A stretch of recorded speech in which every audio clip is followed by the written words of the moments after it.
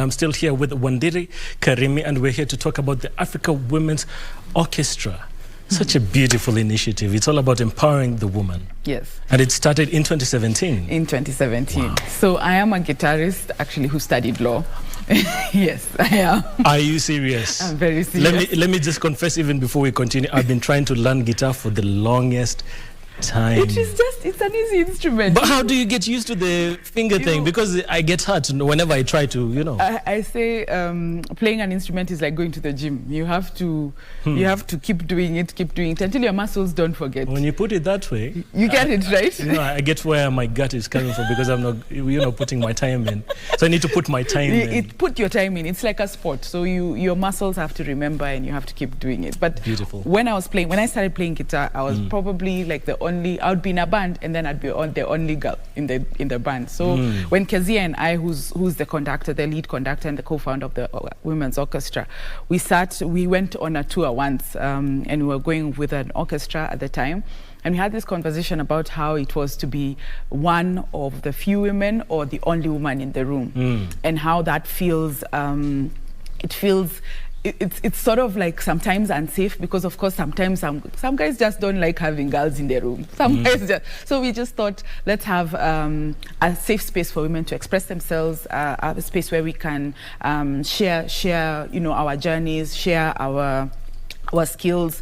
And what happened is, when we started in 2017, on the 8th of March, just all the women who are playing instruments and orchestral instruments at the time just came and joined, and we had, I think, over 50 women on stage the first time. Whoa. And then we started collaborating, of course, with choirs and dancers, because it's the celebration of women in the performing arts. So, and this year we thought we would do something with Red for Chorus, but it's been just a journey of growth. And when we also realized that people from other places were also coming. So I think in 2019, we had a Ugandan trumpeter come and join us. So, and that's now where we started thinking, what next? How do we grow this? Not just being a Nairobi-based orchestra. How do we include other women from other spaces? And how do we also talk about the African story, not just about the Kenyan story, but the African story? So this year, we were also fortunate to be playing with Mayonde, who is a Kenyan Rwandese artist. So it was a fantastic experience this last week, this International Women's Day week. Yes, it's such a beautiful thing that you're doing, for not just for these young ladies, because like you put it, it's creating a safe space for women to be creative. Exactly. And I think when sometimes people don't understand, there are certain things that we have to think about as women that men do not. For example, when we started, rehearsal time used to start at 4:30. We had to move up our rehearsal time to 4, because in the first quarter of the year, the sun goes down at about 6:37. So that by the time we finish at 6, our young ladies are home by 7. So that's just a small thing that most people don't have to think about, but for women we have to think about it. So small things like that.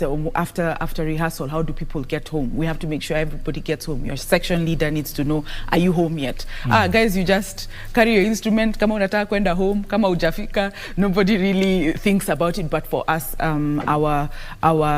how we bring each other up is important. And I think it's been quite a journey, and we're really grateful for actually the sisterhood that has come to make sure that this event happens. Whether we like it or not, Kez and I have had people who've come around us and said, no, you cannot cancel the event, you must do this event. And it's sisters who come and say, what do you need? How do I help? How do I put you on how do I help you with promotion? How do I run your social media page? So there's so many women who are not here, who've actually made this event, particularly this 7th one that we did this last week happen. So it's a real good story about sisters coming together to help each other move forward, which was our theme, moving forward.